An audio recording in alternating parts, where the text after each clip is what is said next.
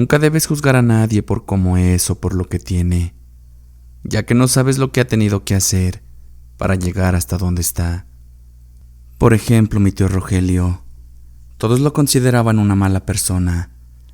Él tenía mucho dinero, más que cualquiera de la familia, casas, terrenos y uno que otro negocio. La verdad es que mi tío vivía muy bien, no le faltaba absolutamente nada, pero aún así, él nunca ayudaba a nadie.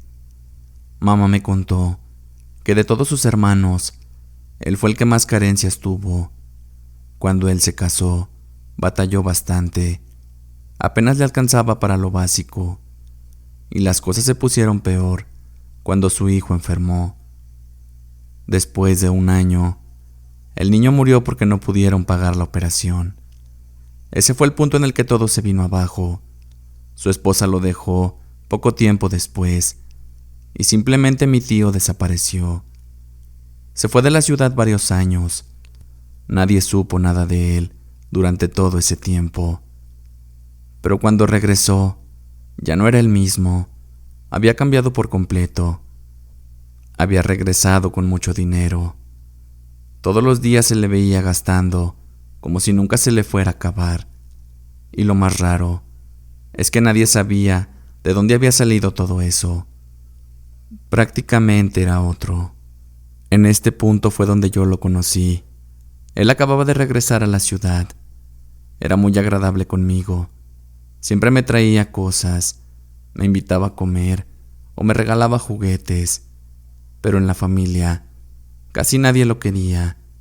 Siempre se la pasaban hablando mal de él. Y es que mamá me contó que mi abuelito se enfermó y tenían que operarlo. Todos sus hermanos hicieron una cooperación. Todos, menos mi tío Rogelio, pues él decía que su dinero no era para ayudar a nadie, que no era su responsabilidad y que le hicieran como pudieran. Eso lo fue alejando de la familia. Todos decían que desde la muerte de su hijo algo había cambiado en él, que nunca volvió a ser el mismo. Lo que más le dolió a mis tíos y a mi mamá fue que después de que el abuelo muriera, mi tío andaba como si nada, metido en lugares de mala muerte, gastando el dinero con mujeres, como si nada hubiera pasado, como si la muerte del abuelo no le importara. A muchos les dolió, pero creo que era más el coraje. Todos lo juzgaban, porque decían que él podía salvarlo con su dinero, pero en vez de eso, él prefería gastárselo en mujeres. A pesar de que mamá no le gustaba que fuera a la casa, él seguía yendo a verme. Iba por mí, me invitaba a comer, o a veces me llevaba a su casa, y ahí me la pasaba jugando todo el día con él. Al principio todo era normal, incluso muy agradable, pero con el tiempo, algo empezó a cambiar. A mí ya no me gustaba ir, ya que su casa se sentía muy pesada, como si el ambiente fuera distinto, incómodo. En ese momento pensaba que era mi imaginación, que eran solo ideas mías. Pero ahora sé que no. Ahora sé que lo que veía en el jardín sí era real. Recuerdo perfectamente una tarde en su jardín. Estaba jugando con él como cualquier otro domingo, y ahí fue cuando la vi. A lo lejos pasó una mujer vestida de negro. Fue rápido, pero lo suficientemente claro para saber que no la había imaginado. Mi tío estaba a un lado mío, y le pregunté si la había visto, pero él respondió que no, aunque pude ver que su rostro había cambiado de color, se había puesto pálido, y su sonrisa había desaparecido por completo. Esa fue la primera vez que la vi. La segunda vez, estábamos en la cocina. Él me estaba preparando algo de comer, cuando aquella mujer de negro pasó por detrás de la ventana. A mí me dio mucho miedo, y nuevamente le pregunté a mi tío si había alguien más en la casa. Él muy tranquilo me respondió que no, que solo eran mis nervios, pero yo sabía que no estaba imaginando. Con esas 2 apariciones, tuve para ya no querer regresar a su casa. Ya cada que mi tío iba por mí, yo le decía a mi mamá que me sentía mal, para que no me dejara ir con él. Con el tiempo, mi tío dejó de visitarnos, ya que como yo ya no lo acompañaba a ningún lado, él ya no tenía alguna razón para ir a casa. Dejé de verlo por varios años. Ya nunca me habló y nunca más nos visitó. Hasta que un día no tuve opción y tuve que buscarlo. Mamá enfermó de los riñones. Tenían que operarla, pero en el hospital decían que no contaban con todo el equipo para hacerlo, que teníamos que hacerlo por fuera. Pero la operación salía carísima y nadie en la familia tenía el dinero suficiente. Nadie, excepto mi tío Rogelio. Yo le dije a mi mamá que hablaría con él, pero ella me pidió que no lo hiciera, pues al final no nos ayudaría y sentiría peor que mi tío se negara. Pero yo no podía quedarme de brazos cruzados, tenía que intentarlo. Así que un domingo muy temprano fui hasta su casa. Apenas llegué a ese lugar y sentía algo distinto. Un escalofrío recorrerme apenas iba tocando la puerta de su casa. Cuando mi tío salió, se me quedó mirando por unos segundos y después me abrazó. Hola, hija, ¿cómo estás? Yo le respondí que estaba bien, pero quien estaba muy mal era mi mamá. Su expresión cambió un poco y me pidió que me pasara para poder platicar adentro. Nos sentamos en la sala y yo la verdad no sabía cómo empezar. No podía mirarlo a los ojos, pero tenía que hacerlo. Tío, mi mamá necesita una operación y es muy cara. No tenemos dinero, por eso vine contigo, porque eres el único que puede ayudarnos. Mi tío se me quedó viendo por unos minutos.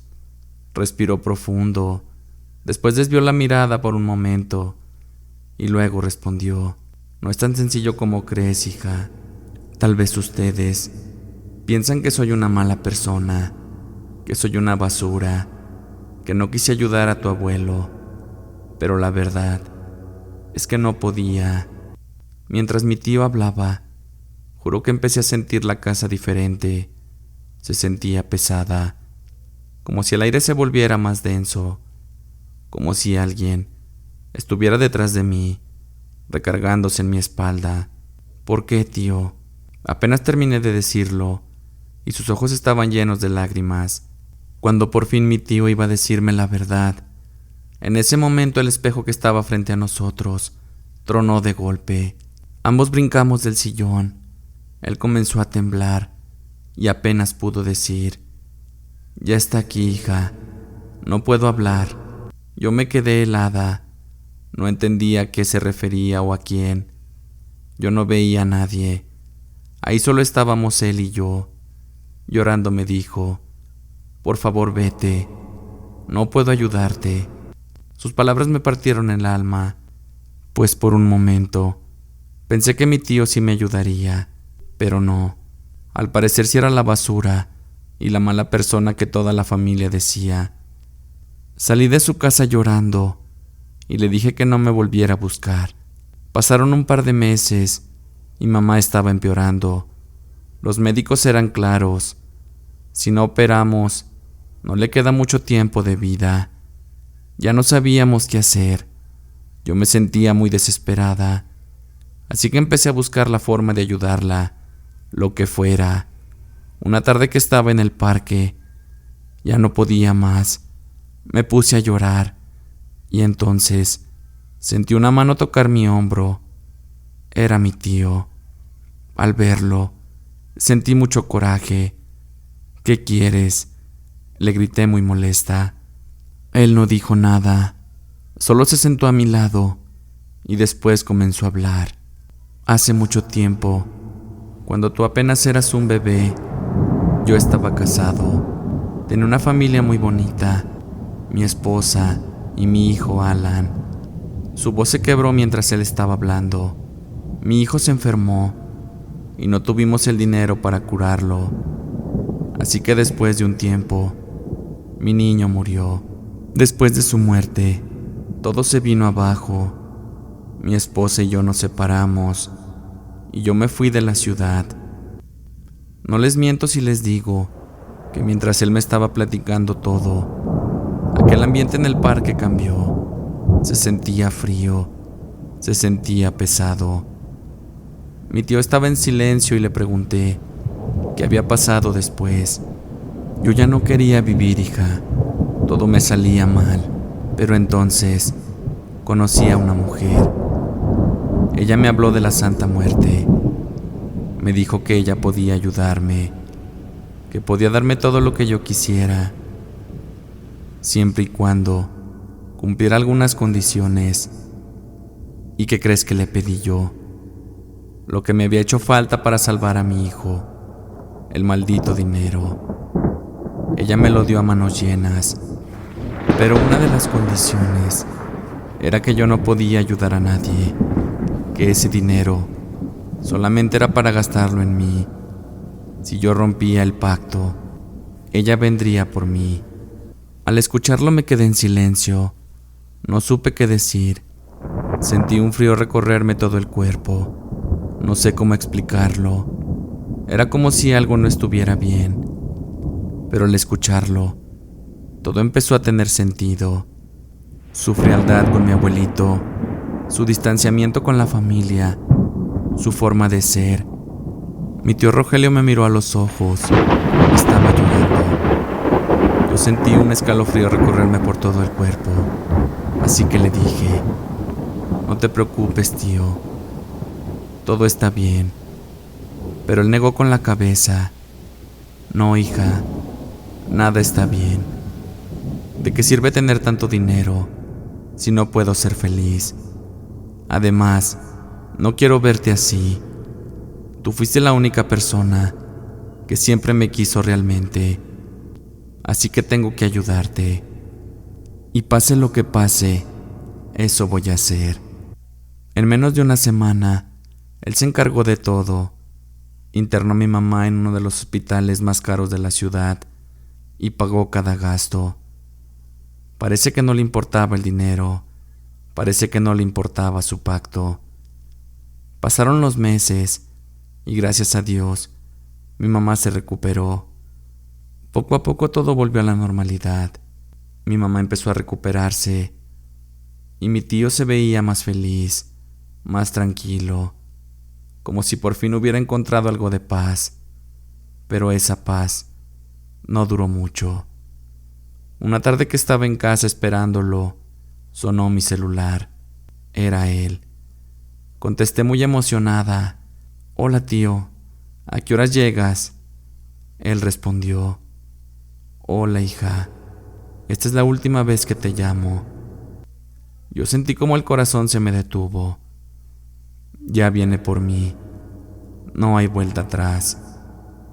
Rompí mi pacto y ella ya viene por mí. Cuídate mucho, hija, y gracias por todo. Yo comencé a gritarle que no dijera eso, que yo lo quería mucho y que me hacía mucha falta.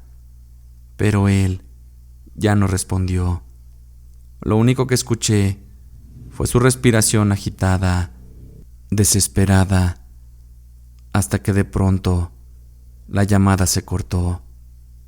Los doctores dijeron que murió asfixiado. Nadie entendió qué pasó realmente, solamente yo. Mi tío Rogelio ayudó a mi mamá y él pagó el precio. Han pasado ya 10 años desde entonces. Yo lo sigo visitando a su tumba como cada 8 días. Le llevo sus flores, le rezo y le doy las gracias. Incluso mi bebé lleva su nombre, porque yo siempre viviré agradecida con la persona que dio todo por mí, como un último favor.